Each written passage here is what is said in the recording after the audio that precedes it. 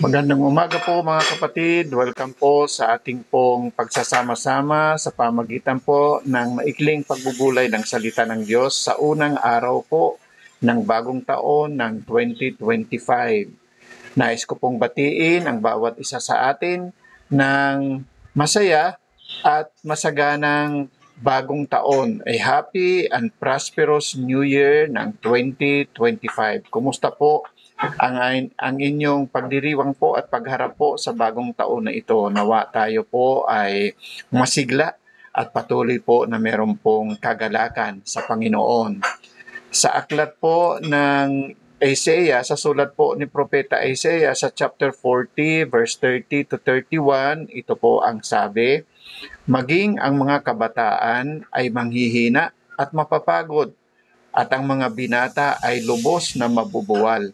Ngunit silang naghihintay sa Panginoon ay magpapanibagong lakas. Sila'y papailan lang na may mga pakpak na parang mga agila. Sila'y tatakbo at hindi mapapagod. Sila'y lalakad at hindi manghihina."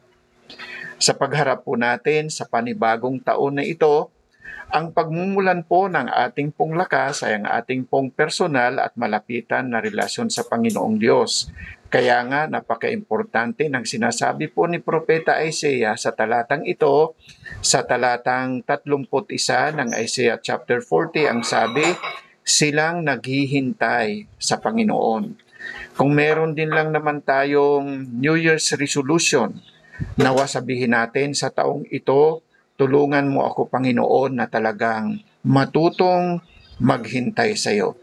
Ang salitang naghihintay ay inilalarawan po dito ang mga hibla ng abaka na kapag pinagsama-sama at ginawang trintas at naging isang pisi o lubid, ito po ay nagbibigay po ng extra na tibay at extra na lakas. Ang kasama po natin ay ang Panginoong Diyos na makapangyarihan sa lahat. Matuto po tayong maghintay. Ang sabi po ni Apostol Pablo sa Roma, Kapitulo 8, talatang 31, ang Diyos ay kakampi natin. Sino ang lalaban sa atin? God is for us. Who can be against us? Ganon din po si Solomon sa kanyang sulat po sa Ecclesiastes chapter 4 verse 12. Ang sabi niya, ang lubid na meron pong 3 hibla ay hindi basta-basta mapuputol. Alalahanin po natin, matuto tayong mag-acknowledge po sa taong ito ng 2025 na ang Diyos ay kasama natin. Kailangan po nating maging sensitibo sa kanyang pagkilos at mangyayari lamang po yan kung tayo po ay matutong maghihintay, magtitiwala, mananalig at magpapasakop sa ating Panginoong Diyos. Nais ng Panginoong Diyos na lagi tayong manahan sa Kanya. Lagi tayong manahan sa Kanyang salita. Patuloy tayong maging agresibo sa kanyang ginagawa at sa kanyang gawain.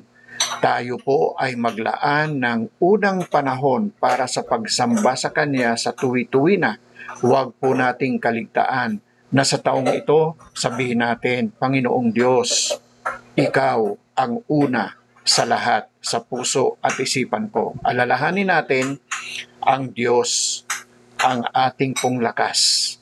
Hindi natin po siya problema, siya po ang ating pong solusyon sa lahat ng ating pong mararanasan sa taong ito ng 2025 at sa mga taong pang darating na ibibigay ng Diyos sa puso at isipan ng bawat isa sa atin sa ating pong buhay. Purihin po ang Panginoon. Pagpalain kanawa ng Panginoon at ingatan ka. Paliwanagin nawa ng Panginoon ang kanyang mukha sa iyo at mahabag sa iyo. Ilingap nawa ng Panginoon ang kanyang mukha sa iyo at bigyan ka ng kapayapaan. Amen. Ito po ay mula sa Numbers chapter 6 verse 24 to 26. Muli mga kapatid, maligaya at masaganang bagong taon. ibinabalik po natin sa Diyos ang lahat ng papuri at ang lahat ng pasalamat.